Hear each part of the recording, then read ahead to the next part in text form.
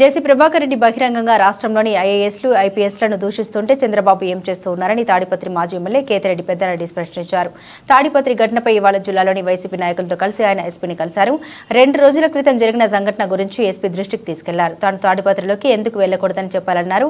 ఎన్నికల తర్వాత నుండి తనను తాడిపత్రిలోకి రానివ్వనని జేసీ ప్రభాకర్ రెడ్డి చెబుతున్నారని, అంటే జేసీ ప్రభాకర్ రెడ్డి చెప్పినట్టుగానే ఇక్కడ రాజ్యాంగం నడుస్తుందా అంటూ ఎస్పీతో మాట్లాడారు.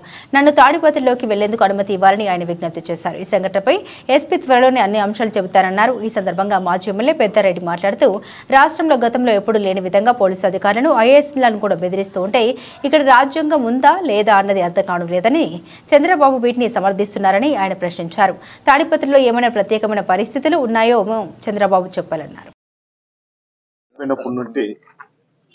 ఈ జిల్లాలో ప్రతి సాట గుడక దాడులు చేయడము, వైఎస్ఆర్సీపీ నాయకులు కానీ కార్యకర్తలు కానీ ఇబ్బందులు పెట్టుకుంటూ, మళ్ళా గుడక ఎవరైనా వైఎస్ఆర్సీపీ నాయకులు పోయి కంప్లైంట్ ఇవ్వకపోతే తెలుగుదేశం పార్టీ వాళ్ళతో కూడా కౌంటర్ కేసులు కూడా కట్టించి ఇబ్బందికి గురి చేస్తున్నారు.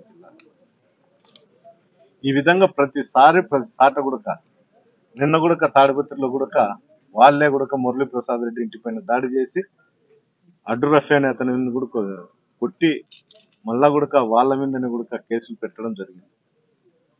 ఈ విధంగా ప్రతి జిల్లాలో ప్రతి కాన్స్టిట్యున్సీ లో ఈ విధంగా జరుగుతుంటే ఇబ్బందికరమైన పరిస్థితి ఏర్పడింది. నన్నైతే ఏకంగా 1.5 మంత్ నుండి అధికారులు కానీ జేసీ ప్రభాకర్ రెడ్డి కానీ బహిరంగంగానే చెప్తారు, నేను తాడిపత్రికి నిన్ను వస్తే తరిమి కొడతాము అని. ఈ విధంగా ఇన్ని మాట్లాడుతానే ఆయన అంతేకాదు ఐపీఎస్లను, ఐఏఎస్లను కూడా తిడతారు. అధికారులందరూ చూసారు, కానీ ఎవరు కూడా ఐపీఎస్లు కానీ ఎవరు కూడా స్పందించిన పరిస్థితి కూడా లేదు. ఈ అందరికీ ఉదాహరణ ఏమంటే, అధికారులనే మేము తిడతా అంటే మీరేం చేస్తారని ఒక మెసేజ్ పంపిస్తారు చిన్న అధికారులకు అందరికీ, సిఐలకు కానీ, ఎస్ఐలకు కానీ, డిఎస్పీలకు కానీ.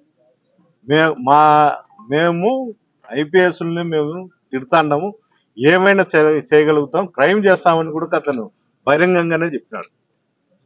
ఇలాంటి పరిస్థితుల్లో ఈ ప్రభుత్వం ఏం చేస్తుందో కూడా అర్థం కాని పరిస్థితి.